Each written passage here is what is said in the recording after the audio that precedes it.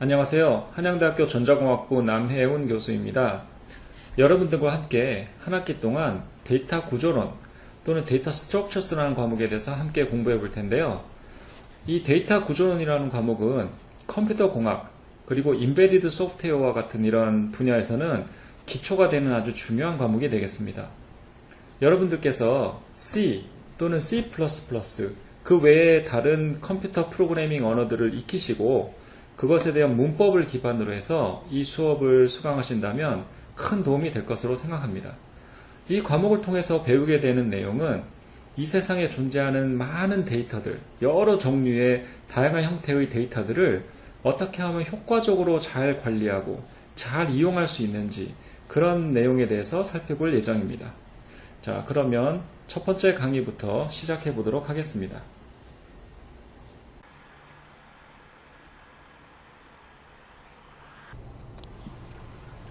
오늘 첫 시간에는 데이터 스트럭처 과목을 우리가 왜 배우는지, 어떤 내용을 배우는지에 대해서 살펴보도록 하겠습니다.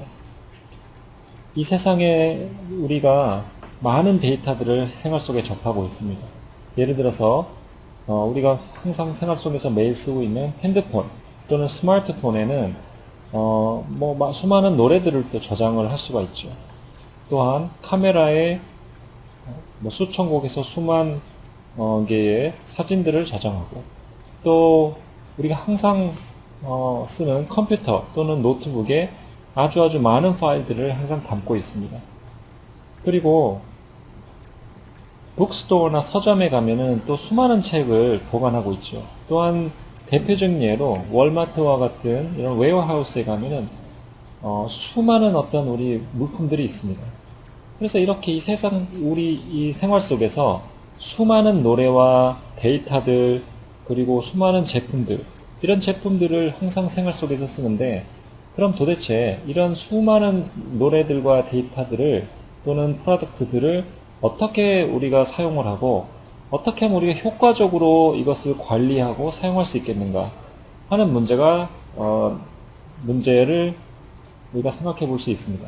예를 들어서 여기 오른쪽 그림에서 보듯이 저희가 이 스마트폰을 가지고 있는데 이 안에 노래가 1000개가 있다고 예를 들어 보겠습니다.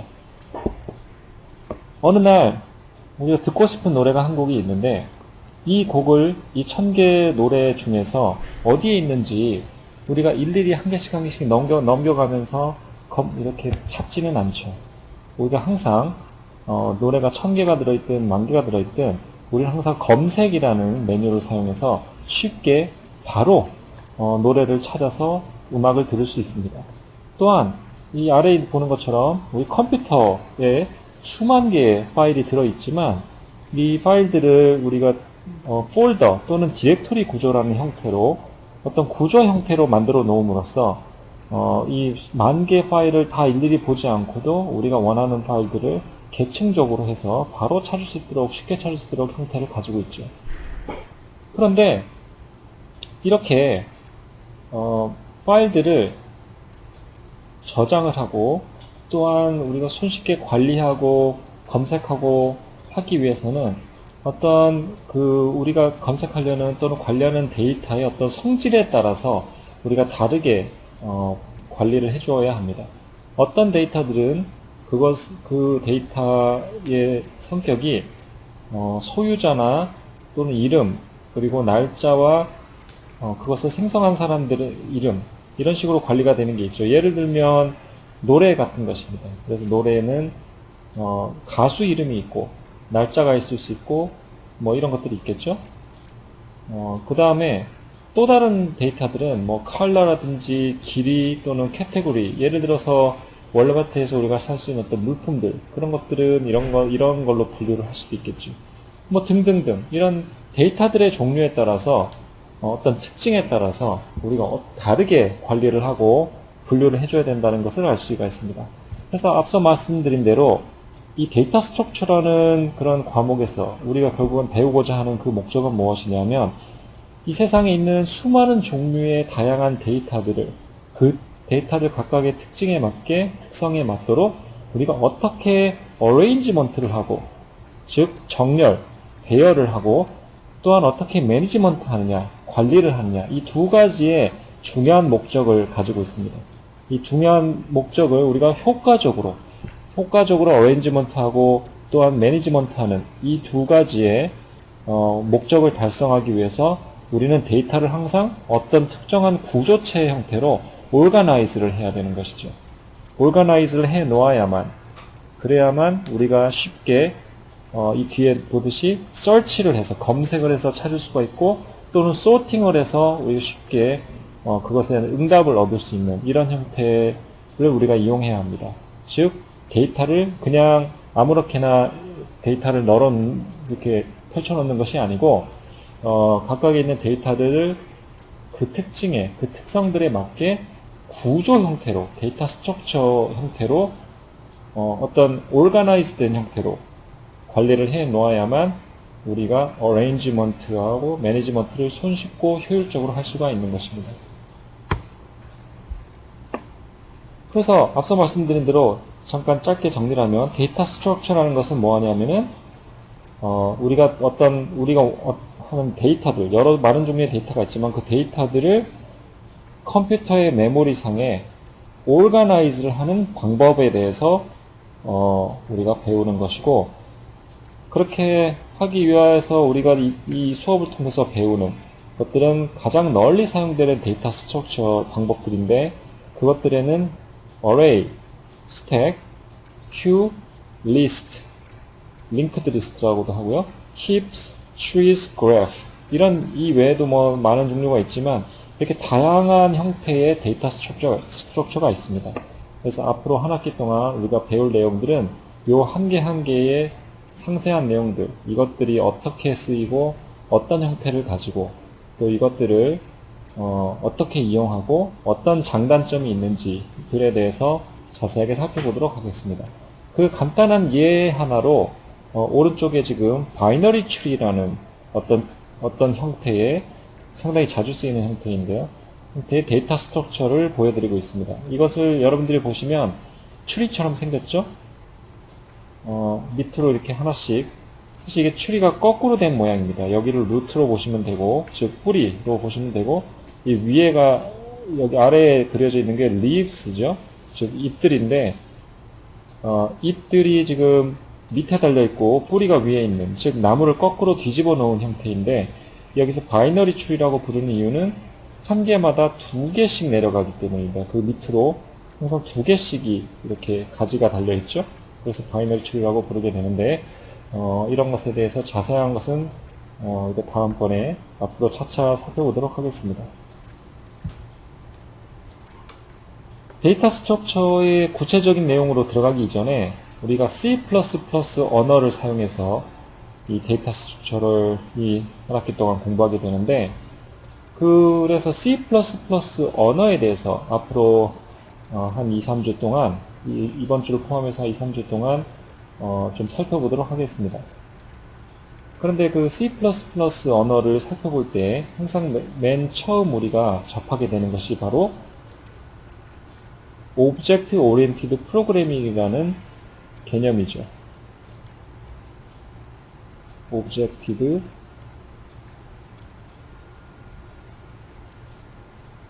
Oriented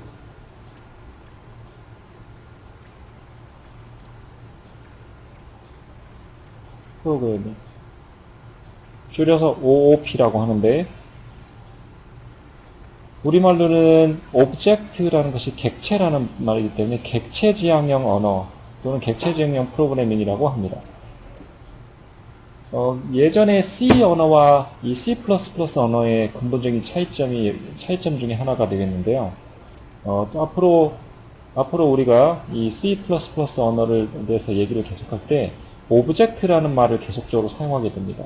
그래서 이 C++ 언어는 우리가 프로그램을 짤 때 항상 이 Object라는 개념을 가지고 그것들에 기반한, 그것들을 이용한 프로그래밍을 하게 되겠죠. 그래서 이것들이 오브젝트 프로그래밍 좋은 점들이 많이 있는데 우리가 차차 앞으로 보기로 하고요. 대표적으로 우리가 알 수 있는 성질, 오브젝트 오리엔티드 프로그램의 기본적인 프린시플들은 이렇게 네 가지를 얘기할 수 있습니다. 첫 번째는 inheritance고, 두 번째는 abstraction, 세 번째는 encapsulation, 마지막은 polymorphism 이 되겠습니다. 한 개씩 조금 자세하게 살펴보도록 하겠습니다. 첫 번째 inheritance. inheritance라는 말은 부모로부터 자식이 유전적인 성질을 그대로 내려받는, 즉 유전적인 또는 뭐 재산을 상속받을 때도 inheritance라는 말을 쓰고요. 본인이 원해서가 아닌 부모의 어떤 가지고 있는 여러 가지 특징이나 성질 이런 것들을 자식이 자연스럽게 내려받게 되는 이런 것들을 inheritance라고 합니다. 이 프로그래밍에서도 우리가 오브젝트 오리엔티드 프로그램에서 항상 클래스라는 것을 사용하게 되는데요.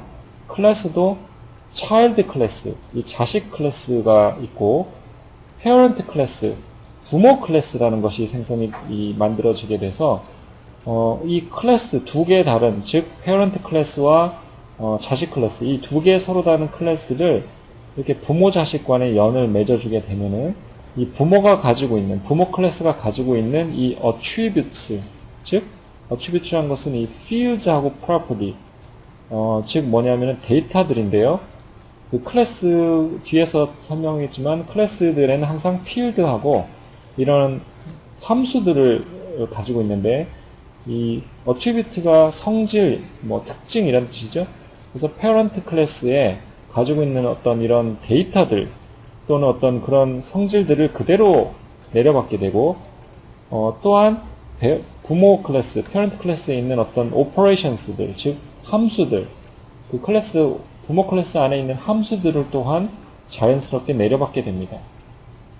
그래서 inheritance를 통해서 이 자식 클래스는 부모 클래스가 가지고 있는 attribute와 operations를 그대로 가지고 내려받게 되므로 그런 것들을 다시 설정할 필요가 없죠. 즉 차일드 클래스는 그 자기 본인이 부모와 다른 것들, 다른 부모의 성질은 그대로 내려받기 때문에 그 성질 외에 자기만의 어떤 특징 또는 데이터들, 함수들만 정의해서 쓰면 되겠습니다. 그래서 그 차일드 클래스가 그건 부모의 클래스에 있는 것을 그대로 내려받고 그거를 확장을 해서 새로운 필드를 추가하든지 또는 어떤 메서드, 즉 함수 같은 것들을 다시 조금 추가하는 형태로, 즉 부모 클래스에 있는 이 attribute operation들을 다시 재사용한다는 그런 것이 여러분들이 좀 기억을 하면 좋겠습니다. 즉 여기 재사용할 수 있다는 그런 말이 나오는데 이 재사용이라는 그런 것이 이 inheritance의 중요한 성질이 되겠습니다. 여기 아주 간단한 예를 보이고 있는데요. 여기서는 지금 우리가 베이스 클래스라는 말을 하고 derived 클래스라고 부르고 있습니다. 즉 베이스 클래스가 앞에서 얘기한 parent 클래스랑 같은 얘기고요. derived 클래스라는 거는 앞에서 본 child 클래스랑 같은 것입니다. 그래서 이 두 개는 어떤 책은 베이스 클래스, derived 클래스라고 부르기도 하고 다른 책들은 parent 클래스 또는 child 클래스라고 부르기도 합니다. 그래서 이게 같은 것이라는 것을 여러분들 기억하시고요. 예를 들어서 베이스 클래스 또는 parent 클래스를 우리가 person이라고 이름을 짓고 이 클래스 이름이 되겠죠. person이라는 클래스에 우리가 데이터 멤버를 두 개를 만들어 보겠습니다. 이 스트링을 담을 name이라는 이름하고 또는 address하고 이렇게 두 개의 이 스트링 형태의 데이터를 담을 데이터 멤버를 두 개를 만들어서 이것을 person이라는 클래스를 이름으로 해서 클래스를 만들어 보고요. 그 다음에 나중에 우리가 또 employee라는 또 다른 클래스를 하나 생성을 할 때에 이 employee라는 클래스를 기존에 만들어 놓은 person이라는 클래스와 별개로 독립적으로 만들어서 사용을 할 수도 있죠. 그렇지만 우리가 프로그램을 좀 더 효율적으로 하고 reusability를 사용하기 위해서 여러분들 보시다시피 employee라는 것은 person이잖아요. 어차피 그렇죠? 어떤 person의 한 가지 예이기 때문에 우리가 이 employee라는 클래스를 독립적으로 새로 만들어서 쓸 것이 아니라 이 person이라는 클래스에서 이미 만들어 놓은 성질들을 우리가 그대로 내려받으면서 employee만이 가지는 또 다른 특징적인 것들, 예를 들어서 회사 이름 또는 뭐 월급 이런 종류의 데이터를 추가하는 형태로 우리가 클래스를 만들 수가 있겠죠. 그렇게 된다면은 이 person이라고 아주 일반적으로 만들어 놓은 클래스 이것을 우리가 베이스 또는 parent 클래스로 정의를 하고 employee라고 만드는 우리가 클래스 특징적인 클래스를 하나 만들어서 이것을 이 derived 클래스로 선언을 하고 그것의 즉 child 클래스로 선언하고 그것의 parent를 person으로 하게 되면 여기 있는 두 가지를 그대로 내려받게 된다는 것입니다.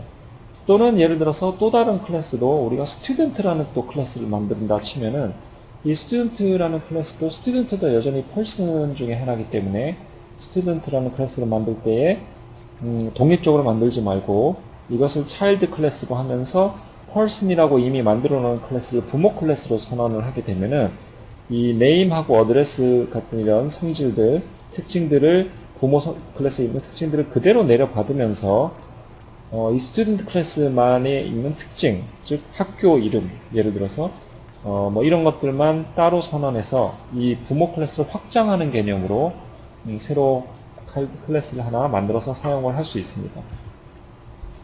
그러면 이렇게 부모와 자식 클래스를 선언하는 방법은 어떻게 되느냐? 예를 들어서 우리가 shape라는 클래스를 하나 만든다고 친다면요. 여긴 지금 클래스의 이름만 있고 이 클래스의 내용은 이 안에 있는데 우리가 생략이 되어 있고요. 클래스를 제일 맨 처음에 shape라는 클래스를 만들게 되고요. 그 다음에 나중에 그 이후에 우리가 circle이라는 클래스를 만들 때에 이 circle이라는 클래스를 만들 때 이 circle 클래스가 child 클래스가 되고 기존에 만들어 놓은 shape 클래스를 부모 클래스로 parent 클래스로 만들고 싶으면 이렇게 새로 만든 child 클래스 뒤에다가 콜론을 찍고 부모 클래스의 이름을 명시를 하면 되겠습니다. 즉 여기가 이 shape가 parent 클래스 이름이 되겠죠. 그리고 새로 만드는 이 circle은 자신의 즉 child 클래스 이름이 되겠습니다. 이렇게만 선언을 해주고 그 다음에 그 클래스, 차일드 클래스만 있는 그런 특징적인 것들을 추가하는 것들을 여기다가 쓰면 되겠죠. 왜냐하면 기존의 부모 클래스에 여기 적어놓은 것들은 그대로 오기 때문에 자신만의 특징, 이 차일드 클래스만의 특징인 것을 여기다 적게 되면은 그리고 콜론을 찍고 부모 클래스 이름을 쓰게 되면은 이것이 바로 서클 클래스와 쉐이프 클래스가 부모 자식 간의 어떤 관계를, 즉 인헤리턴스를 그대로 이용할 수 있는 그런 형태가 되겠습니다. 이 클래스, 차일드 클래스 안에 있는 컨스트럭터, 우리 컨스트럭터라는 것을 몇 주 후에 배우게 될 텐데요. 이 컨스트럭터를 우리가 선언할 때도 이런 방식으로 이 derived 클래스, 즉 요 child 클래스에 있는 컨스트럭터를 이렇게 이용을 하게 되면은 이 베이스 클래스, 즉 parent 클래스죠. parent 클래스에 있는 컨스트럭터를 실행할 수 있는 이런 방식도 있겠습니다. 아까 앞에서 본 예를 보고 있는데요. 여기서 예를 드는 것은 employee 클래스를 하나 정의를 했습니다. 네, 클래스 이름이 employee죠. 그리고 이 안에 지금 멤버 펑션들이 있고 데이터 멤버들이 있습니다. 데이터 멤버로는 string 타입의 name 그리고 float 타입의 pay rate 이렇게 두 가지의 데이터 멤버를 정의했고요. 클래스 안에서 그 다음에 이 클래스 안에 우리가 함수들이 여러 개가 또 멤버 펑션이라고 하는데 이 멤버 펑션들이 여러 개가 있습니다. 그리고 요 멤버 펑션들은 실제 펑션, 이것은 뭐 펑션이죠. 일반 펑션이랑 같은데 단지 클래스 안에 소속된 멤버 펑션인데 이 펑션들은 요 오른쪽에 이 펑션 자체가 정의가 되어 있습니다. 근데 이 펑션들을 정의하는 방법을 잠깐 보면 여기 펑션, 예를 들어 여기 펑션 이름이 getName이죠. 그래서 getName 펑션, 요것은 지금 펑션 프로토타입, 즉 펑션의 정의만을 나타낸 것이고 실제 펑션은 여기 오른쪽에 여기 있죠. 펑션을 보면 여기 펑션 여기 return 타입이고 여기 써있는 거랑 똑같죠? 펑션이 아웃풋이 나오면 return을 하는 return 타입, 스트링 타입으로 펑션 return 밸류가 오게 되고 여기 함수 이름이 있죠. 그리고 함수 내용이 있고 그런데 이 함수가 일반 함수면 그냥 string getName 하고 이렇게 함수 이름이 있겠지만 이 함수는 일반 함수가 아니고 이 클래스 안에 소속되어 있는 멤버 함수이기 때문에 자신의 소속을 밝혀야 되겠죠. 그래서 employee라는 클래스 안에 소속되어 있기 때문에 이 employee라는 자신의 클래스 이름을 밝히고 콜론을 2개를 찍게 됩니다. 그리고 함수 이름을 쓰죠. 이렇게 되면 이것은 이 함수는 이 클래스 안에 소속된 멤버 함수로서 정의가 되게 됩니다. 이것도 마찬가지죠. 여기 float return 타입을 가지는 getPayRate라는 함수가 정의되어 있는데 마찬가지로 이렇게 본인이 일반 함수로 된 것이 아니라 이것이 이 employee라는 클래스의 멤버 함수이기 때문에 이렇게 employee라는 자기 그 소속 클래스를 밝히고 컬럼 2개를 찍고 함수 이름을 쓰는 이런 형태로 정의를 하게 되겠습니다. 마찬가지 마지막에 있는 pay 이것도 마찬가지죠. 제일 위에 있는 이것은 뭐 얘기하지 않았는데 나중에 한 2주 정도 후에 얘기를 하게 될 텐데 constructor라고 부르는 특수 함수가 되겠습니다. 나중에 자세히 다루도록 하겠습니다. 이 앞에서 이 employee라는 클래스를 우리가 하나 만들어 놨고요. 그 다음에 그 다음에서 우리가 또 무슨 클래스를 하나 새로이 또 만들려고 하냐면 매니저라는 클래스를 또 하나 만들려고 합니다. 근데 매니저도 사실은 employee 중에 한 명이죠. 즉 앞에서 만들어 놓은 employee라는 클래스가 조금 더 일반적인 이름을 가지는 클래스가 되겠고 매니저는 그 중에 한 예를 들은 것인데 그래서 우리가 상식적으로 간단히 생각하면 이 매니저라는 클래스를 만들 때에 이미 만들어 놓은 employee라는 클래스에 있는 내용들을 이용하면 좋겠다는 생각을 할 수가 있죠. 그런데 여기서 지금 여기 이 페이지에서 보여드리는 것은 다시 재사용하지 않는 경우를 보여드리고 있습니다. 즉 매니저라는 클래스를 만들 때 앞에서 만든 employee라는 클래스와 별개로 아무 상관없이 그냥 독립적으로 따로 만드는 경우가 되겠습니다. 그렇게 해도 상관은 없죠. 만약 그렇게 한다 그러면 이 매니저라는 이 함수도, 클래스도 이 getName이라는 멤버 함수, 또 getPayRate라는 멤버 함수, 또는 데이터 멤버를 본다면 이름, PayRate, 이런 데이터 멤버들을 다시 또 정의해줘야 됩니다. 매니저라는 클래스도 이런 것들이 필요하기 때문에 그래서 이런 것들을 얘 매니저 클래스 안에 다시 정의를 해줘야 되고 물론 그 외에 몇 개 더 있죠. 함수도 몇 개 추가되어 있고 데이터 멤버도 한 개 더 있고 그런데 기존의 employee 안에 있었던 이런 것들을 여전히 또 중복돼서 또 있게 되고 그것들을 또 정의를 해줘야 되고 왜냐하면 매니저 소속으로 함수가 정의되어 있기 때문에 멤버 함수가 되기 때문에 이것들을 일일이 다 따로따로 정의를 해줘야 되는 것이죠. 즉 앞에서 employee라고 만든 우리 그 클래스에 있는 내용을 전혀 재사용하지 않고 독립적으로 따로 만든 것입니다. 이렇게 해도 큰 문제가 되진 않겠지만 우리가 이 C++의 Object Oriented Programming에서 이 오브젝트, 각각의 지금 클래스들이 오브젝트가 되는데요. employee라는 오브젝트를 만들어 놓고 오브젝트에 기반한 프로그래밍을 한다는 그 의미 자체가 뭐냐면 이렇게 독립적으로 하는 것이 아니라 그 기존에 만들어 놓은 그 오브젝트를 그대로 이용하는 형태의 프로그래밍이 되어서 재사용을 할 수 있도록 하는 것이 훨씬 효율적인 프로그래밍이 되겠습니다. 그래서 만약에 그렇게 재사용을 하는 형태로 즉 inheritance를 사용하는 그런 형태로 우리가 프로그래밍을 만약에 해본다면 다음과 같이 할 수 있겠죠. 이 오른쪽을 보시면 되겠습니다. 우리가 매니저라는 클래스를 새로 만드는데 이 매니저 클래스를 만들 때 아까 앞서 말씀드린 대로 이 매니저 클래스를 자식 클래스로 형태로 만들게 되고 기존에 만들어 놓은 employee 클래스를 자신의 부모로서 정의를 하면서 동시에 그렇게 하면서 클래스를 정의를 하게 되면 이렇게 콜론 찍고 부모 클래스 이름을 쓰면 되겠죠.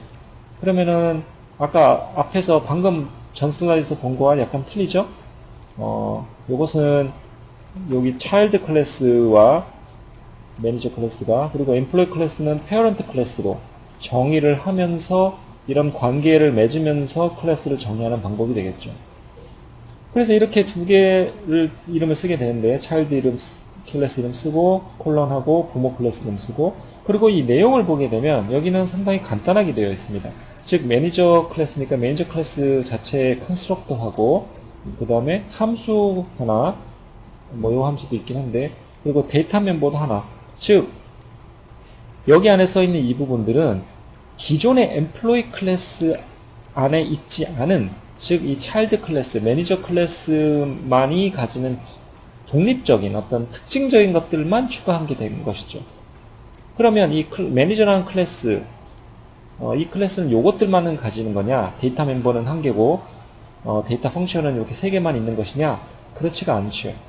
왜냐하면 이 매니저 함수는 employee라는 자신의 부모 클래스로부터 이런, 지금 부모 클래스가 여기 있는데요, 이런 것들을 inherit 받게 되기 때문에 물려받게 되죠. 그래서 이 부모와 자식 간의 연을 맺었으니까 이 부모 클래스에 있는 이 데이터 멤버 두 개를 여기 적진 않았지만 부모를 inherit 하게 되고 물려받게 되고, 여기 있는 이 함수들을 그대로 물려받게 됩니다. 그래서 이 안에는 실제로 이 부모 클래스에 정의된 함수와 데이터 멤버들이 다 들어있는 거랑 똑같은 것이 되는 것이죠. 즉 이걸 재사용하는 이런 형태로 우리가 여기 read reuse라고 써 있는데, 재사용하는 형태로 inheritance를 이용해서 클래스를 정리할 수가 있습니다. 자, 두 번째로는 abstraction 이라는 성질을 보도록 하겠습니다. 예를 드는 것이 가장 쉬울 것 같은데요. 예를 들어서 우리가 자동차 또는 비행기, 보트라는 이런 세 가지의 특징적인 어떤 클래스를 특징적인 어떤 그런 것을 우리가 생각해 볼 때 이런 이 세 가지가 사실 다르긴 하지만 이 세 가지의 공통점이 있습니다. 그 공통점이 뭐냐면 이 vehicle, 운송수단이라는 것이죠. 그죠?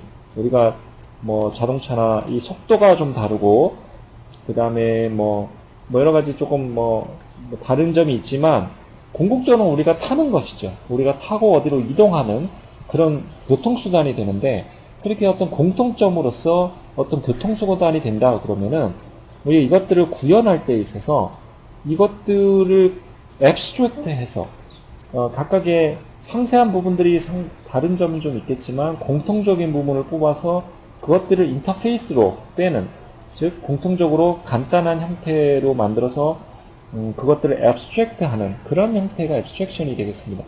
즉 abstraction이라는 것은 일반화, 여기 일반화라고 써 있는데요, generalization의 방법이 되겠죠. 즉 자동차, 뭐 비행기 이런 것들은 스페시픽하게 어떤 예를 드는 것이고, 이것들을 일반화하게 되면은 vehicle이라고 우리가 생각할 수 있는데, 이렇게 일반화를 할 수 있는 방법이 되겠고요. 그 다음에 abstraction을 함으로써 complexity, 어떤 복잡도를 매니징 한다는 뜻은 무엇이냐면은, 실제로 복잡한 부분들은 이 상세한 이 실제로 자동차, 비행기, 이 복잡한 내용들은 그 각각에 해당하는 것들이 그 안에 있는 것이죠. abstract해서 abstraction을 통해서 바깥으로 인터페이스로 빼는 부분은 복잡한 부분은 들어가지 않습니다. 복잡한 부분은 그 속에 감춰지는 것이고, 실제로는 그 복잡하지 않고 그냥 간단한 형태로 되어 있는 일반화된 형태만 바깥으로 빼지게 되는 거죠. 그래서 우리가 이런 인터페이스, 여기 좀 인터페이스라고 써있는데, 인터페이스를 할 때 이 abstraction 해서 쓰는 방법을 많이 사용합니다. 뭐 또 다른 예를 든다면, 예를 들어 우리가 여러 명이 같이 팀 프로젝트로 소프트웨어를 개발한다고 친다면은, 여러 명이 있다 그러면 한 사람이 각각마다 개발하는 어떤 소프트웨어 전체가 부분이 틀리고, 나는 이쪽을 개발하고 다른 사람은 다른 쪽을 개발을 하고, 이렇게 해서 서로 다른 부분을 개발을 해서, 하지만 궁극적으로 한 팀이기 때문에 서로 각각이 만든 것들을 각각을 가져와서 서로 붙여야 되겠죠. 서로 다 이렇게 붙여가지고 궁극적으로는 한 개의 제품이 나와야 되는데, 예를 들어 제가 구현한 소프트웨어와 우리 팀의 다른 사람이 구현한 소프트웨어를 우리가 각각은 본인이 알아서 자기 스타일대로 코딩을 한 다음에 이걸 붙이게 될 때, 우리 마음대로 각자 자기 마음대로 이렇게 했으면 이거 붙일 수가 없겠죠. 그래서 일반적으로 이렇게 팀 내에서 여러 명 일을 나눠서 할 때는 그 두 사람 간에 저와 나와 우리 다른 팀 멤버, 동료들, 서로 동료들 간에 붙일 수 있도록 인터페이스를 명확하게 정의를 해야 합니다. 그래야 그것이 바로 abstraction인데요. 복잡한 내용들은 본인이 알아서 하는 것이고 각자가 복잡한 건 알아서 하는 거지만 그 복잡한 거는 각자 알아서 하더라도 그 두 개를 잘 맞물릴 수 있도록 어떤 인터페이스, 어떤 그런 부분들은 명확하게 정의를 해야 되겠죠.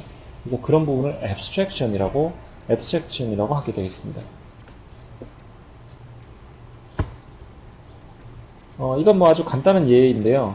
여기서 지금 보여드리고 있는 예는 이 addNum이라는 함수를 여러분들이 보시면 이 addNum이라는 함수와 또는 getTotal이라는 함수가 실제 안에서는 뭐 숫자를 계속적으로 더하고 있고 뭐 그 토탈 밸류를 리턴하고 이런 것이지만 우리가 그런 내부에 있는 것을 알 필요 없이 그냥 addNum 하고 숫자만을 딱 쓰게 되면 우리는 원하는 값을 바로 얻을 수 있는 것이죠. 이 안에 구현에 대한 어떻게 구현했고 이런 것들은 우리가 신경 쓸 필요가 없는 것입니다. 그냥 간단하게 abstract 해서 이 함수는 어떤 인풋을 가지고 어떤 아웃풋을 가지고 어떤 동작을 하는 함수다 라는 것만 인터페이스와 해서 명쾌하게 정의만 하게 되면 이 안에서 구현은 어떤 식으로 복잡하게 덧셈을 하든지 간에 그것은 상관이 없는 것이죠. 바깥에서 볼 때는.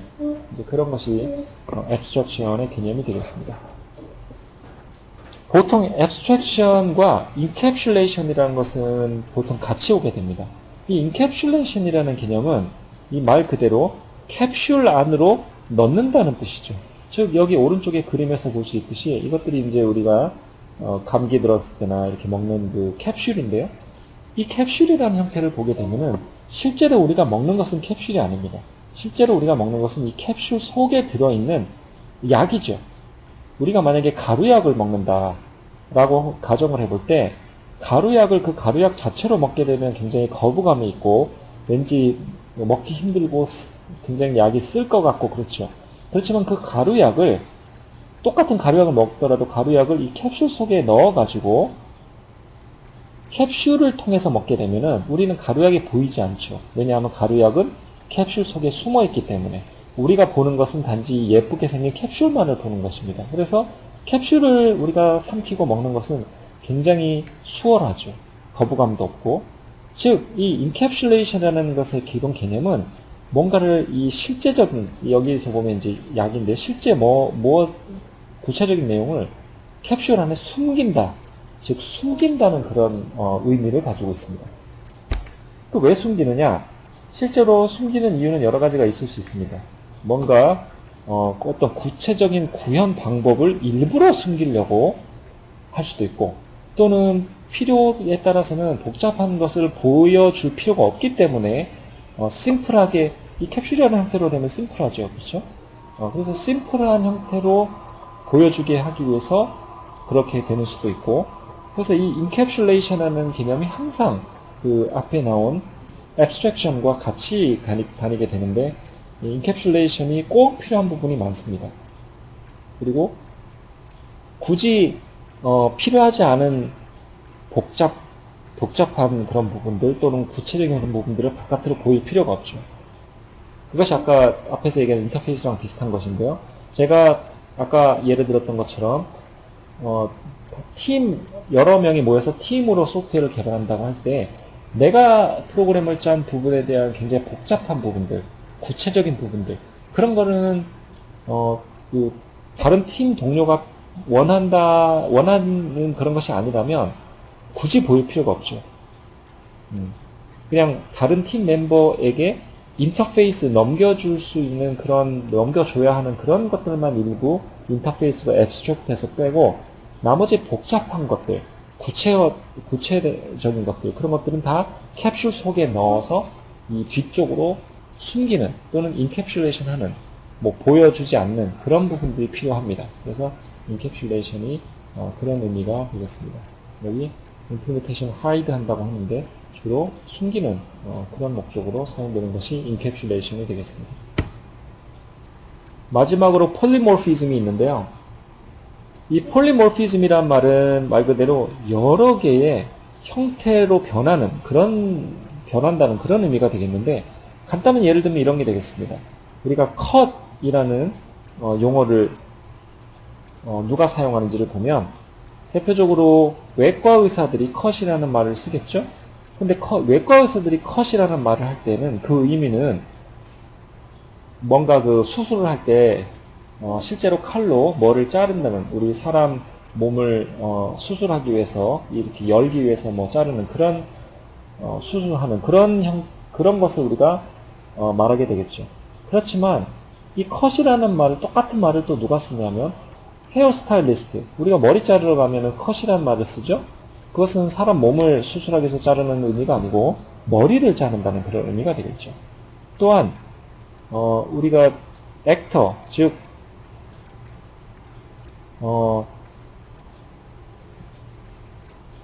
액터들을 보게 하고 얘기를 하게 되면, 즉 배우들하고 얘기를 하게 되면 컷이라는 말을 씁니다. 그럼 그 말은 뭐냐면 뭔가를 잘라라 뭐 이런 것이 아니라 지금 현재 하고 있는 어떤 그 녹화 또는 그 연기를 중지해라, 그런 의미가 되겠죠.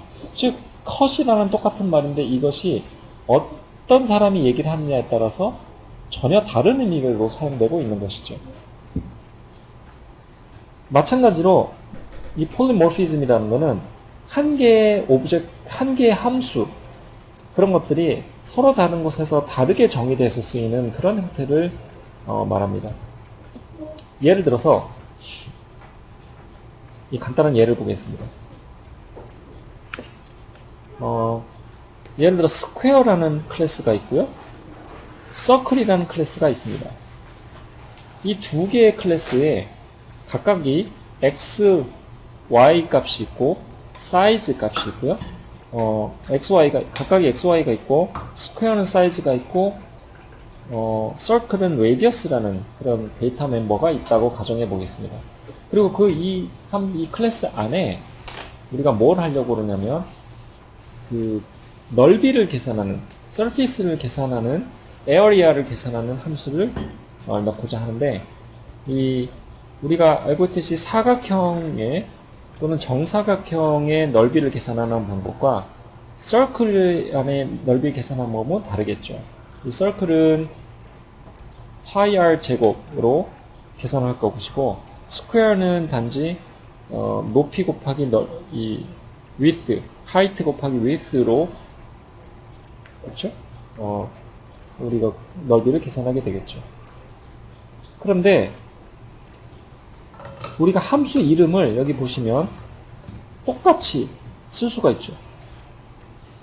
마치 컷이라는 용어가 surgeon이 쓸 때는 다른 의미로 쓰이고 헤어스타일리스트가 다르게 쓰이고 하지만 컷이라는 이름은 똑같이 쓰듯이, 여기서도 스퀘어 클래스, 서클 클래스 두 개 서로 다른 클래스이지만 함수는 같은 함수 이름을 쓸 수가 있습니다.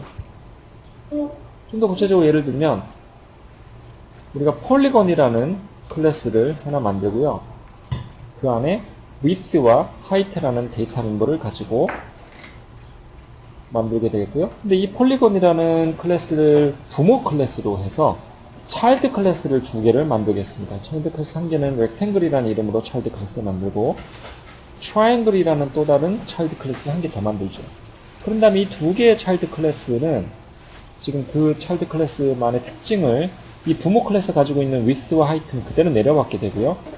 이 rectangle이라는 차일드 클래스는 그 자신만의 area라는 함수를 정의하는데, 이 area 함수가 이 rectangle 사각형이라는 것이 넓이는 width 곱하기 height를 해서 넓이를 구하게 되죠. 그래서 이 넓이를 구하는 함수를 가지게 되고, 그 다음에 triangle이라는 클래스도 마찬가지 똑같은 이름의 area라는 함수를 가지는데, 이 triangle은 삼각형은 넓이를 구하는 공식이 다르죠. width 곱하기 height 나누기 2 이렇게 구하게 되겠죠. 즉 이 함수 두 개가 이름이 똑같죠. 그런데 서로 다른 클래스에 들어가서 서로 다르게 함수가 정의되어 있죠. 이런 것이 폴리모피즘이 되겠습니다. 그래서 여기 이렇게 클래스를 정의하고 예를 들어서 우리가 이렇게 메인 함수를 만약에 짰다 그러면은 rectangle이라는 클래스 정의를 가지는 오브젝트를 하나 만들고 triangle이라는 오브젝트도 하나 만들고요. 그 다음에 이 밑에서 rectangle이라는 오브젝트의 area 함수를 콜하고 triangle 오브젝트의 area를 함수를 콜하고 그럼 위에 area 함수를 콜한 것은 요 rectangle 안에 있는 함수 요것이 실행이 되겠고 요 두 번째 부른 triangle area 요것은 요 triangle 클래스 안에 있는 요 area 함수가 실행이 되겠죠.